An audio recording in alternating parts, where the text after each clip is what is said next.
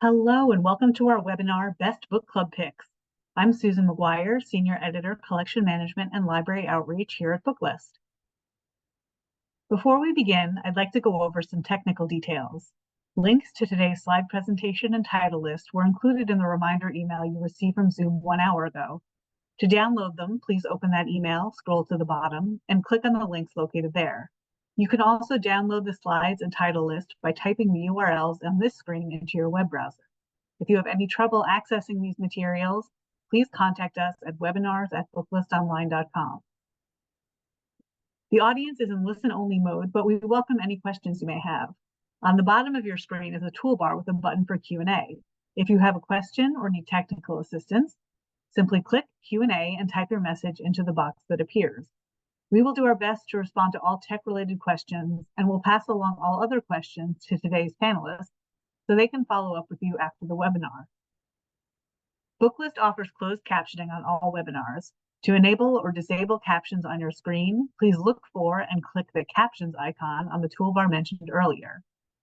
From there, you can select show or hide captions from the menu that appears. If you choose to enable subtitles, you can adjust the size of the captions at any time by selecting caption settings. And finally, Booklist expects all participants to maintain an atmosphere of respect and fairness.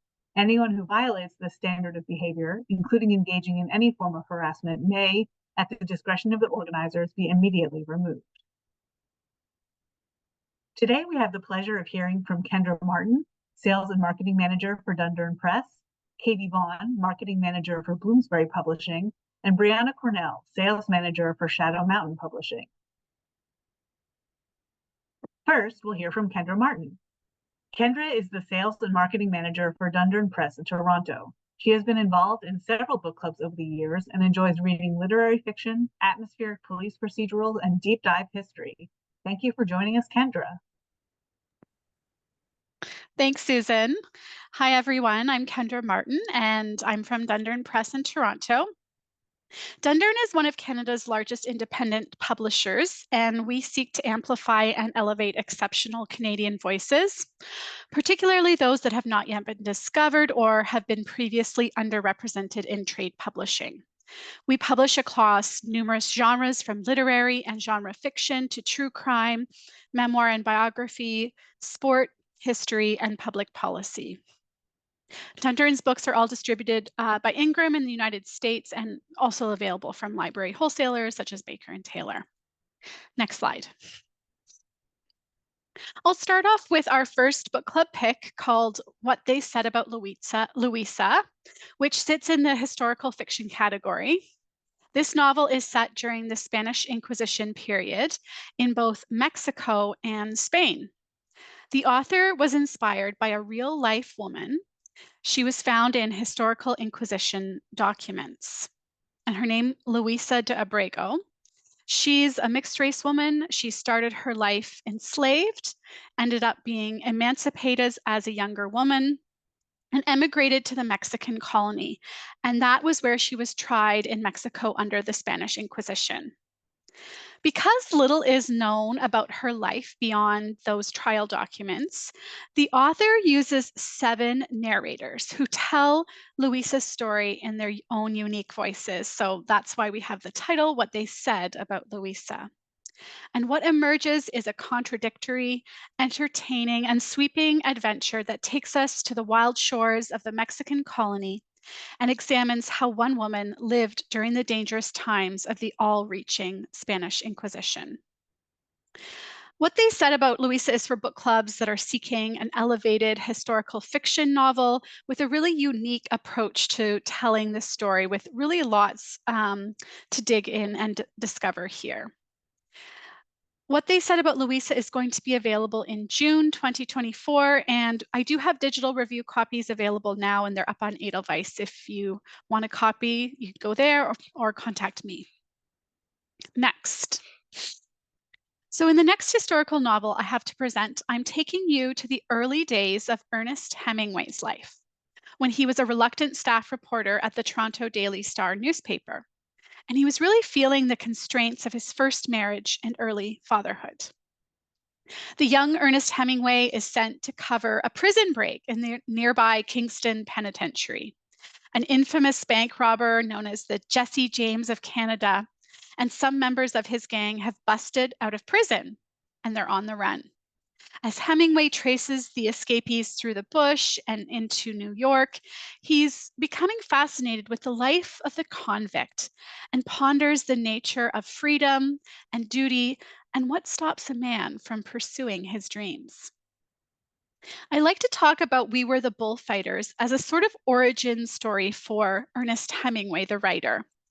The author posits how Hemingway's decision to pursue a career as a novelist in Paris and some of the themes explored in his works could have been inspired by his time as a journalist when he was chasing these convicts and covering them for the newspaper. I think you should really give this novel to readers of Anne-Marie MacDonald and Emma Donoghue, authors who really explore deep dive into historical matters with a different lens. And I think this would also be a great pick for either a men's book club or a writer's book club. Next. I am so excited to share The Rise and Fall of Magic Wolf, which is what I call culinary fiction. The novel takes us into the kitchens of high-profile restaurants, examining the regular abuses that happen in these high-stress commercial kitchen environments. So if you've watched the TV show The Bear, you will get the vibe of this book. Our main character, Theo Wolf, trains in famous Paris bistros to be a chef, and it's there that he meets his mentor and friend, Chef Frankie.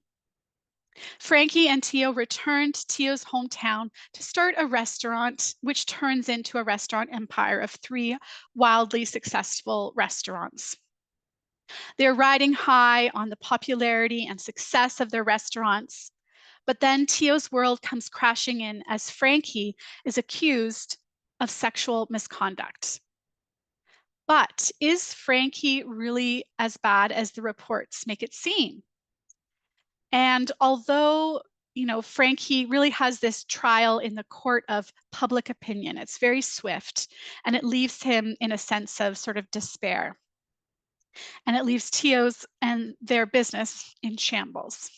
So some of the themes and issues that arise for a book club to discuss include sexism and the Me Too movement, but as well as toxic work cultures, specifically within the service industry. It also covers very human emotions and issues such as ambition, judgment, and offers a window into the kitchen and the ways that people cope with these stressful, all-consuming job environments. So I think readers who love foodie narratives such as Sweet Bitter by Stephanie Danler and The Dishwasher by Stéphane Leroux will really fall in love with this next piece of culinary fiction. And just a shout out, if you're going to be at ALA Annual in June, the author Timothy Taylor will present on the What's Cooking stage on the Sunday. And following his presentation, he will have a book giveaway and signing. The Rise and Fall of Magic Wolf is going to be available in October. And as mentioned, I do have early review copies available up, or contact me if you'd like to get one. Next. I'm taking you to Nigeria next. So if you have readers who loved the complicated family dynamics in the novels Stay With Me or My Sister, the Serial Killer, then Born in a House of Glass is a great next pick for these readers and book clubs. This is a family saga. It follows Udonwa from girlhood in a rather dysfunctional family with an abusive father, follows her through to her womanhood, where she really reclaims her identity and self. So it's only after Udonwa moves away from her family as a young woman to the city to live with an older sister, and she does experience violence firsthand, that a sinister picture of both her father, who she adores, and her family is revealed to her. Seeking to overcome a rather cruel start to life, Udonwa embarks on a period of reinvention and extreme change, wanting to reclaim her life and happiness apart from her father's. In this ultimately hopeful story, we follow Udonwa overcoming this trauma as she comes to her own. she becomes a doctor and a wife who's happily married, and just is able to reclaim her identity in this really empowering, happy ending. I think readers will be really uplifted by the enduring power of Nigerian woman overcoming difficult family dynamics in this novel, and there's really a lot to discuss here. Next, I have a debut novel set in the Philippines called Celestina's House. This is the House of Spirits meets Mexican Gothic. It's a Gothic tale of love and heartbreak, goodwill and malice, and the supernatural spirits that pervade life in the Philippines. So you should definitely put this debut novel in front of readers who love Sylvia Morena Garcia. Celestina is the child of the forbidden and doomed love between her mother, a Chinese Filipino heiress, and her father, a celebrated writer. After the unwelcome advances of her father lead to an unwanted pregnancy, Celestina chooses an abortion, which is against the rules of the Catholic Church, and brings malas, or evil spirits, into her life. Desperate to escape her broken home, she accepts her rich grandfather's gift of a trust fund and a haunted, long-forsaken house in Manila's Bohemian district. Celestina is joined in her house by friends, as well as the ghost of her great aunt and a nightmare spirit. Celestina throws herself into the life of poetry and dancing and just trying to evade these evil spirits that follow her. Celestina ends up catching the eye of an affluent and extravagantly good-looking restaurant owner. Their love is all-consuming, but the desperate fight between good and evil spirits threatens to tear apart the love match. And what I really love as well about this book, the city of Manila and its food, culture, and spirit emerge as a sensual, authentic backdrop for a really captivating, haunting story. This novel will be available in August. Next. I'm going to turn away from fiction, and I'm going to share 3 memoirs that I think are really going to spark some discussion among groups. In Gloria Blizzard's debut essay collection, Black Cake, Turtle Soup, and Other Dilemmas, she shares the joys and challenges in the quest for finding home with the cultural complexities of coming from a dual heritage. So her family is from Trinidad and Tobago, but she also was born and raised in Canada. So as a second-generation Black immigrant, her experiences of dislocation, of being part of 2 cultures and spaces simultaneously, opens up questions of belonging to a family, a neighborhood, a group, or a country. And what I really love about this essay collection, she's also a singer and a songwriter and a samba dancer. And so her essays really reflect this love of art and music. They move like music, as one of the blurbs say there. And some of the issues that book clubs could discuss here are identity, feminism, the diaspora, art, as well as belonging. And this memoir is going to be available in July. Next. We're going to turn to the memoir of a mother of 3 daughters, one of whom lives with Down syndrome. I Don't Do Disability and Other Lies I've Told Myself covers a wide range of essay topics in which the author Adele Purdom explores the intersection of disability and parenting, confronting her own ableism, and celebrating worth. When her daughter was born with Down syndrome, Adele was surprised with her instant connection and love for her daughter. But her eyes were also opened with the many stereotypes she encountered both about her daughter and about her own motherhood of a daughter with Down syndrome. The essays reflect on the whole self of Adele. So they do talk about disability parenting, but there's a really holistic view covering topics such as grief, rage, injustice, privilege, female friendship, marriage, and desire. While examining the dichotomies inside herself, she leads us to consider the flaws in society by taking our hands and showing us the beauty, resilience, chaos, and wild within us all. This will be perfect for book clubs, specifically of millennial women who will find the empathy and joy in confronting their own ableism and celebrating resilience and worth, and will really kick off some amazing discussions, I think. This is going to be available in December, and I don't have advanced copies yet, but I will in a couple weeks. So let me know by email if you want one. Next, I have a true story that actually is greater than fiction. After the Flames, a burn victim's battle with celebrity. This incredible true story offers an insider's examination of what happened to a severe burn victim and his family after a tragic house fire covered 14-year-old Joey Fillion in third-degree burns. He was never supposed to live, much less live for another 30 years following the incredible amount of burns all over his young body. Overnight, Joey became a celebrity in his close-knit hometown. Following his groundbreaking treatment at the Shriners Hospital in Boston, where they revolutionized methods for treating burns using Joey essentially as a guinea pig, his community rallied around to build the family a new house with accessible features to replace the uninsured home they lost in the fire. Joey received signed posters, tickets, cards from sports celebrities. He was a small town hero for surviving the fire. But as time went on, the townsfolk turned on the family, and their sentiment really started to go against them as the family struggled under the weight of caring for a son who required constant care. Joey ended up going deeply in debt. He wasn't able to keep his home in good repair or cope with the money and the celebrity thrust upon him, sort of unwanted by the fire. Ultimately, the book asks about the weight of celebrity on regular folk, all while sharing an incredible story of survival of a groundbreaking burn victim. This is available to order now. And next, I just want to thank you so much for your time today.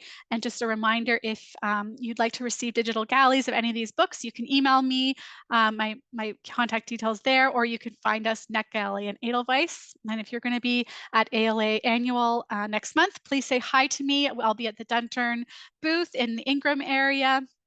I'd love to chat. Thank you so much. Thank you so much, Kendra. We'll now hear from Katie Vaughn. Katie is the marketing manager for Bloomsbury Publishing's adult trade team. Before joining Bloomsbury in October 2022, Katie was the marketing associate for Riverhead Books. She was born and raised in St. Louis, Missouri, and is now based in New Jersey. Thanks for being here today, Katie. Thanks, Susan, and hi, everyone. Thank you so much for being here today. I am so excited to be talking to all of you about some of our best book club picks that are out now or soon to be on shelves from Bloomsbury. So moving right into the next slide, you'll see that we're starting out with some of our new release book club picks that have just come out this year and that are on deck for this summer, which cover everything from cozy translated fiction to explorations of connection in the age of the internet and AI, to psychological campus murders, to meditations on friendship and chronic illness. So we hope we have a little something for all kinds of readers. And with that, we will kick things off with our first title on the next slide, which is Welcome to the Hunamdong Bookshop by Hwang Bo-ram. This is a warm, therapeutic, escapist, and utterly charming novel that was a smash hit in Korea and continues to fly off the shelves here in the US. It dares to ask the question I'm sure we've all asked ourselves at least once, what if I quit my job and opened a bookstore? It follows our protagonist Youngju and a cast of wonderful characters as they take journeys of self-discovery in the day-to-day goings-on of the bookshop and coffee bar, and it's filled with beautiful philosophical reflections on community, life, and how stories teach us about ourselves. We've gotten really lovely feedback from Cozy Reads book clubs so far who have loved reading and discussing this one, since it tackles themes like burnout, chasing your dreams, work-life balance, personal fulfillment, the value of books, and community building. It's truly a feel-good story, and as Good Housekeeping calls it, a love letter to reading. And then on the next slide, we have Sugar Baby by debut author Celine St. Clair.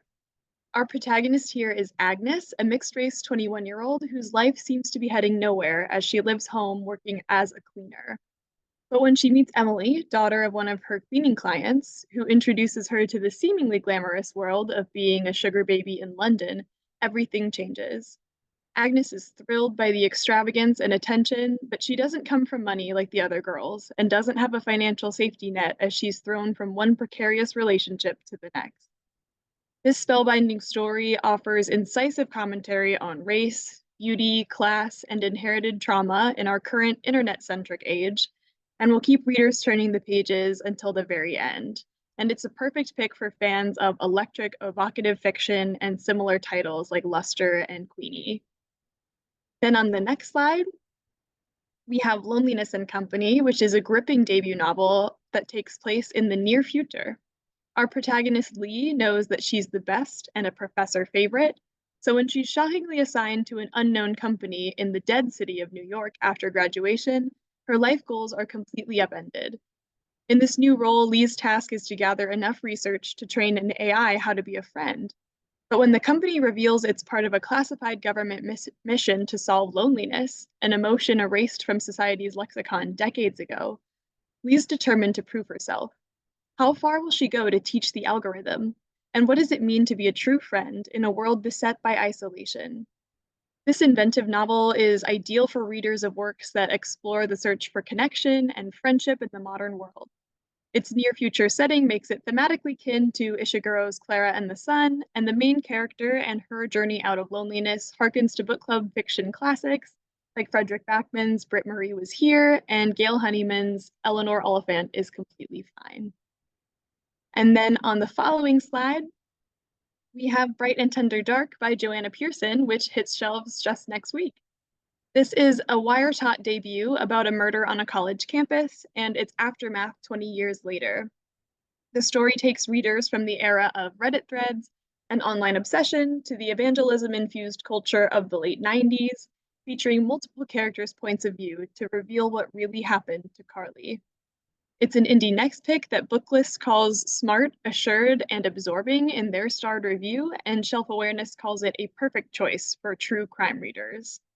And this novel really does have it all. There's a murder mystery on a college campus, amateur online sleuths and conspiracy theorists, the involvement of a sinister religious cult, and a surprise twist reveal, all of which make it a great choice for readers of chilling, suspenseful, and intricately crafted books like I Have Some Questions for You, Notes on an Execution, and Bright Young Women. And then on the next slide, coming up in July, we have Body Friend by Catherine Brabon, which is a beautifully written novel about chronic illness and the circular nature of recovery. In the wake of a major operation, a 28-year-old woman with chronic illness has 12 weeks to heal. In the hydrotherapy pool, she meets Frida, a young woman who looks strikingly similar to her and is also in a state of recovery. Frida sees her chronic illness as something to overcome and her body as something to control, and pushes the narrator and herself toward a relentlessly active life. But the narrator also happens upon Sylvia, another young convalescing woman resting on a bench in a nearby park. Sylvia understands her body and the narrator's in a different way, gently encouraging her to rest and to perceive illness as something happening to her, but which does not define her. Raising important questions about pain, friendship, identity, and selfhood, this gorgeously written novel gives voice to the 20% of American adults who suffer from some kind of chronic pain, and it's a must-read for fans of books that explore women's lived experiences.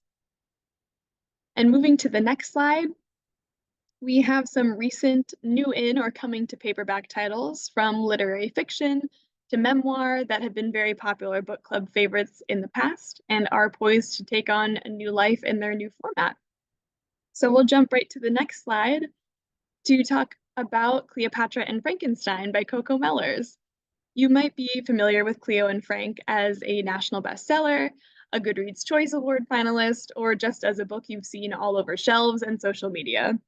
With the gorgeous new cover, this novel is perfect for readers of modern lovers and conversations with friends. It's an addictive, humorous, and poignant debut about the shockwaves caused by one couple's impulsive marriage. 24-year-old British painter Cleo has escaped from England to New York and is still finding her place in the city when, a few months before her student visa ends, she meets Frank.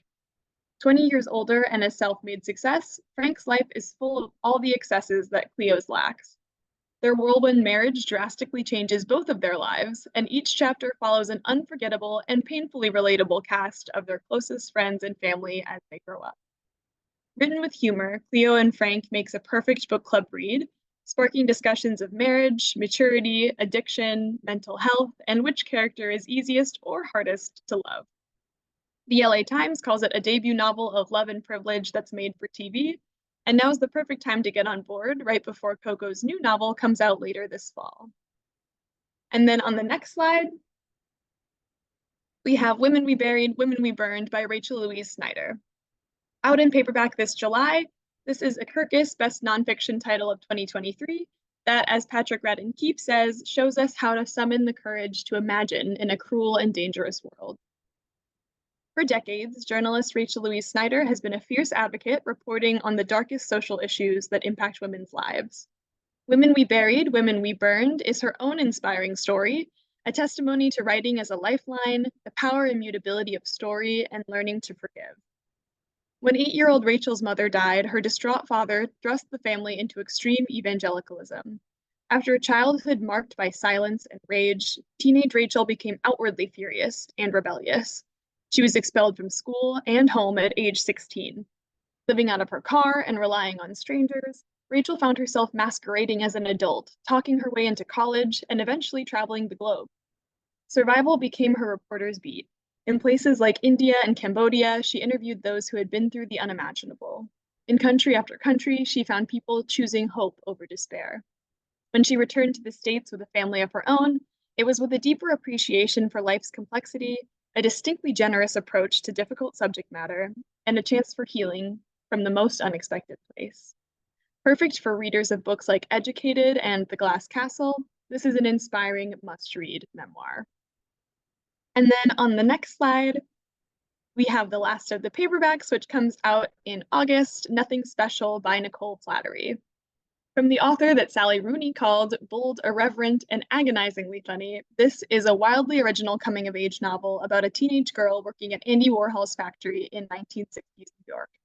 This blistering, mordantly funny, and whip-smart story follows 17-year-old May, who lives in a rundown apartment with her alcoholic mother and her mother's sometimes boyfriend, Mikey. When she drops out of high school, May is presented with a job offer that will remake her world entirely. She's hired as a typist for the artist Andy Warhol. Warhol is composing an unconventional novel by recording the conversations and experiences of his many famous friends. Tasked with transcribing these tapes alongside several other girls, May quickly befriends Shelley, and the two of them embark on a surreal adventure at the fringes of the countercultural movement. Going to parties together, exploring their womanhood and sexuality, this should be the most enlivening experience of May's life. But she grows increasingly obsessed with the tapes and numb to her own reality. May must grapple with the thin line between art and voyeurism and determine how she can remain her own person as the tide of the 60s sweeps over her. Nothing Special is perfect for clubs who want to explore the nature of friendship and independence and the construction of art and identity, as well as fans of Ottessa Moshfegh and Elif Batuman. And then on the next slide, we have all of these fantastic picks as well that will hit shelves later this summer and fall. So first is Matt Young's The End of Active Service. This is a raw and rampaging debut novel that examines the war after the war for US veterans returning home. What was it like? That's the only thing anyone wants to know about war, and the last thing Dean wants to talk about, at least not with one of these cheerful civilians crowding the bar. Dean is 2 months free from the Marine Corps, and life back in his Indiana hometown is anything but peaceful. That's when the woman next to him offers to buy him a drink. Max is nice, gorgeous, funny, easy to talk to. Dean doesn't dare tell her of the horrors he witnessed while deployed. He needs to leave all that behind and become a new person, the kind who sticks around when Max gets pregnant. He's white-knuckling it, trying to keep calm, and it's not easy. Harder still when his friend and comrade Ruiz starts showing up all over the place like he's been invited, like he didn't die a year ago. Dean has Max, he has his baby daughter River, he doesn't have time for ghosts. With his dark humor and hard-eyed honesty, Matt Young delivers a novel that turns the typical war story on its head. beginning not with enlistment, but with retirement, and locating the life or death stakes not in battle, but in the domestic theaters of fatherhood, family, forgiveness, and love.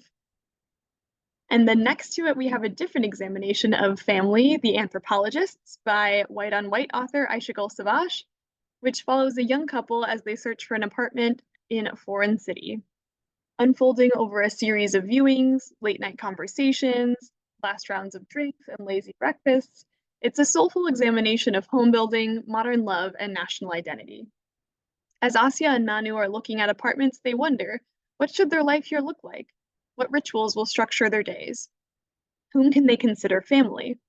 As the young couple dreams about the possibilities of each new listing, Asya, a documentarian, gathers footage from the neighborhood like an anthropologist observing local customs. Back in their home countries, parents age, grandparents get sick, nieces and nephews grow up, all just slightly out of reach. But Asya and Manu's new world is growing too, they hope. As they open the horizons of their lives, what and whom will they hold on to, and what will they need to release? This is a warm, elegant, refreshing novel that serves as a rare portrayal of secure young love. Garth Greenwell says it's mesmerizing. I felt like I read it in a single breath. And Brian Washington says Savage is an author who simply and astoundingly knows. Then we have the sequel to the smash hit therapy memoir, I Want to Die, But I Want to Eat Tteokbokki. I Want to Die, But I Still Want to Eat Tteokbokki. The first book became a runaway bestseller in South Korea, then Indonesia, the UK, and the US, drawing readers with its frank and vulnerable discussions of depression and anxiety. Healing is an uneven process. In this second book, also translated by National Book Award finalist Anton Her, Beck's sessions intensify as her inner conflicts become more complex and challenging.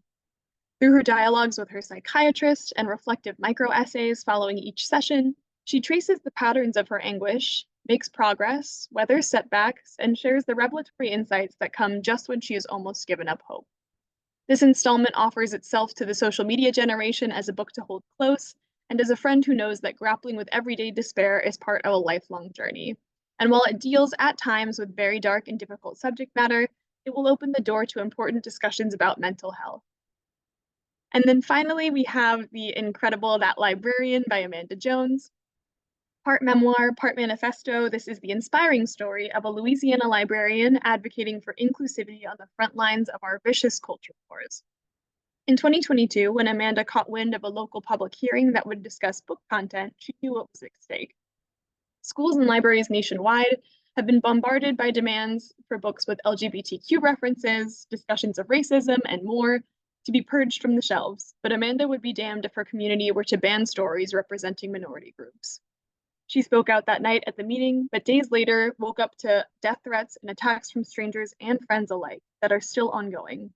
Her decision to support a diverse collection of books made her a target for book banning extremists, but Amanda wouldn't give up without a fight. She sued her harassers for defamation and urged others to join her in the resistance. Mapping the book banning crisis occurring across the nation, That Librarian draws the battle lines in the war against equity and inclusion, calling book lovers everywhere to rise in defense of our readers. This inspirational rallying cry has been praised by the likes of Oprah Winfrey, best-selling author Jodi Picoult, who says, as an author whose novels have been banned, I have been waiting for a book like this. And on the last slide, that is it for Bloomsbury. Thank you so much for listening and being here today. Please don't hesitate to reach out to me via email if you're interested in any of the books I just mentioned. I will be more than happy to provide you with physical review copies as long as we have them available. So don't be a stranger. Thanks, everyone. Thank you so much, Katie. Finally, we'll hear from Brianna Cornell. Brianna's experience with Shadow Mountain titles dates back to her elementary school days, which is when she first read Fablehaven. Her love for reading has continued to grow since then, and she feels privileged to work in publishing. She graduated from Weber State University with a bachelor's in English and a minor in literary editing. Take it away, Brianna. Good afternoon, everyone, and thank you so much for tuning in today. My name is Bree. I am the sales manager at Shadow Mountain Publishing, and I am thrilled to be here with you today to share some of our new and upcoming book club picks. We will start with our nonfiction offering. This is Habits of a Peacemaker. I cannot emphasize enough how excited our team is for this title. It gives us 10 habits to change our potentially toxic conversations into healthy dialogues from one of the nation's preeminent thought leaders on the First Amendment and civil discourse, Stephen T. Collis. This book does not justify either the political right nor the political left. It is simply meant as a tool for everyone and anyone who wants more peace in their life and relationships. I think we can all agree that more world peace is exactly what our society needs right now, especially with it being an election year. It's also very accessible and easy to read and digest, which is nice. As you can see from the slide, we've already received some really great endorsements for Habits of a Peacemaker. There are a lot of insights in here about building bridges and healing relationships that would make for a productive and impactful book club conversation. If anyone is coming to ALA, we would love to see you there, and we are giving away a lot of ARCs of this title, so be sure to stop by our booth and pick one up. Moving on to our fiction lineup, we have one suspense novel to share with you today. This is Hometown Vendetta by best-selling author Tracy Hunter Abramson. Tracy uses the expertise she gained while working for the CIA to craft her suspense plots. She has written almost 50 novels, so she is certainly a veteran in the suspense genre. This is the first of the Luke Steele novels, which will be a collection of standalone suspense novels. You can read one or you can read them all in any order since they each have a separate plot, but the characters are recurring, which will be fun for the die-hard fans. Another thing that is worth mentioning is that the romance and violence in this novel are mild. There isn't anything in this book that wouldn't work for a PG-13 movie. This is Tracy's first book with Shadow Mountain, and it's also her first book that will be released as a hardcover. Hometown Vendetta releases the 1st of October, and then Tracy has another suspense novel planned for this spring, so we're looking forward to that one as well. Moving on to our historical fiction picks. You may recognize Rebecca Connolly's previous releases with Shadow Mountain, Under the Cover of Mercy, and A Brilliant Night of Stars and Ice. Her new novel, Hidden Yellow Stars, is based on the true story of Ida Sternow and Andre Gellin, who were two women who worked with the Committee for the Defense of Jews during World War II to save Jewish children from the Gestapo by hiding them throughout Belgium. The stakes were incredibly high for both women.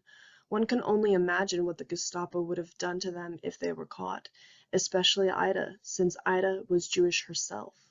I find it very touching that one of the children that was saved by Ida and Andre was able to read this book. He is a professor now, Professor Shal Hural, and after he read the book, he said, "I was one of the hidden children saved by the Belgian resistance. Andre Gellin and Ida Sternow are Rebecca Connolly's heroes, but they were also my saving team who risked everything to intervene. This magnificent book is not to be missed." Hidden Yellow Stars came out in March, so it is available for purchase now.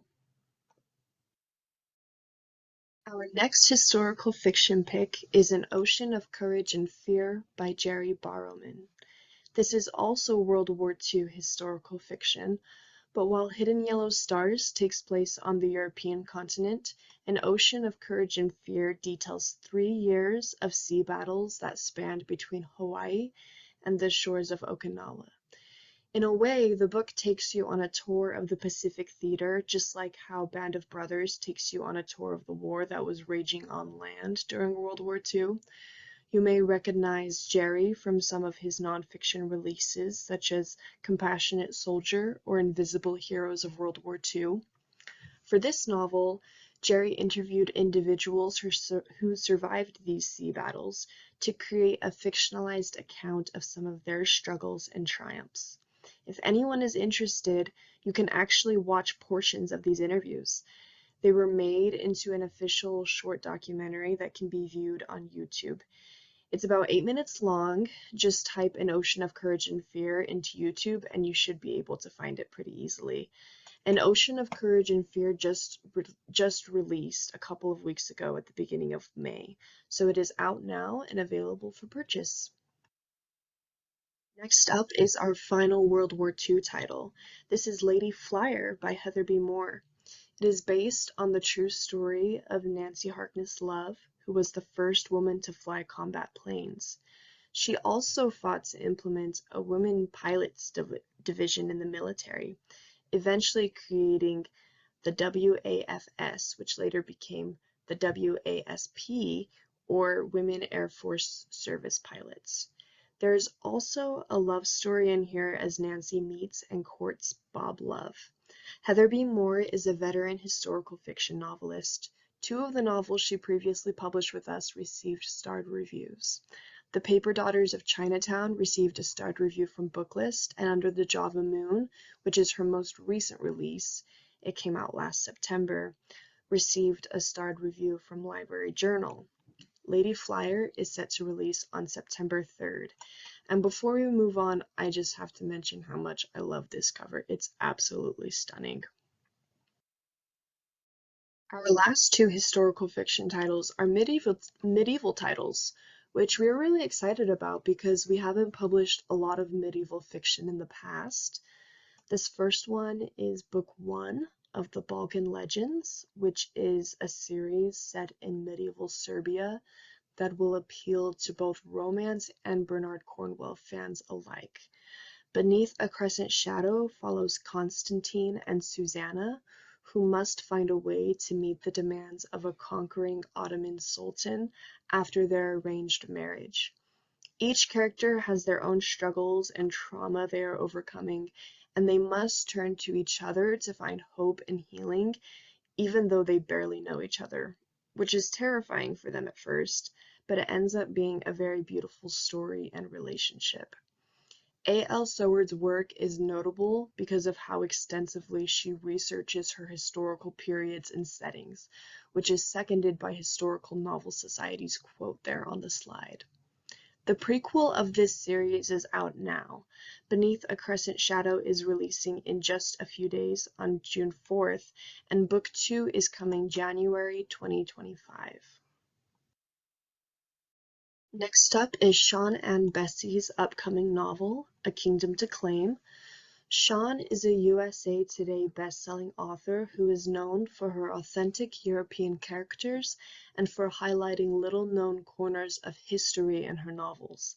In A Kingdom to Claim, we follow Aisley, who is a healer who lost everything in a Viking attack. She must fight alongside Breck, who is the only man she trusts, to restore order to Wessex.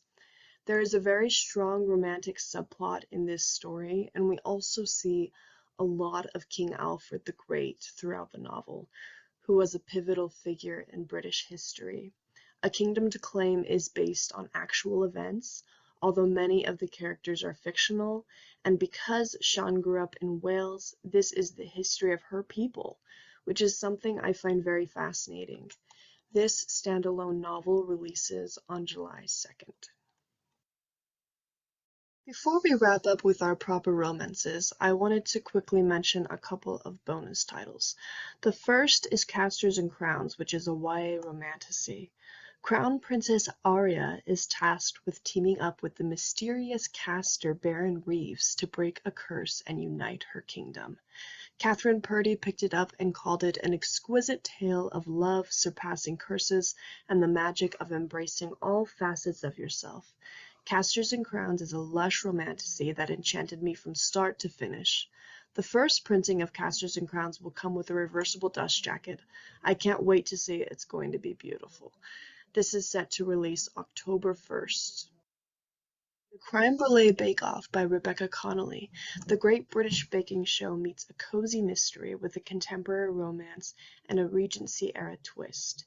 In this first book, Claire Walker is selected to be a contestant on a popular cooking show at picturesque Blackfirth Park, which is where Claire meets the custodian of the estate, Jonathan Ainsley. Claire's experience at the show takes a dark turn when a contestant is found dead soon after filming begins. Claire and Jonathan must solve the mystery before the show gets canceled, or someone else falls prey to the Blackfirth Park ghost. The Creme Brulee Bake-Off is set to release on February 4th, and more Claire Walker mysteries are planned to follow. To finish our selection of book club picks, we have 2 proper romances for you. Our proper romance collection offers more than 60 sweet historical romances, 25 of which, so almost half of those titles, have received starred reviews.